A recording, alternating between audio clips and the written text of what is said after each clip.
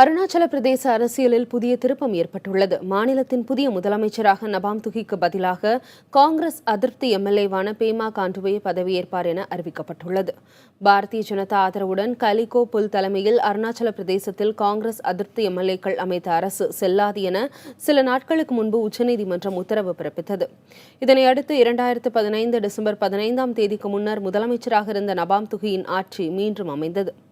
சட்டப்பேரவையில் இன்று மெஜாரிட்டியை நிரூபிக்க நபாம் துகிக்கு ஆளுநர் கெடு விதித்திருந்த சூழலில் காங்கிரஸ் கட்சியின் எம்எல்ஏக்கள் கூட்டம் இட்டா நகரில் நடைபெற்றது.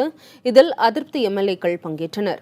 சற்றும் எதிர்பாராத வகையில் அதிருப்தி எம்எல்ஏவான பேமா காண்டுவை சட்டப்பேரவை காங்கிரஸ் தலைவராக்க கூட்டத்தில் முடிவெடுக்கப்பட்டது.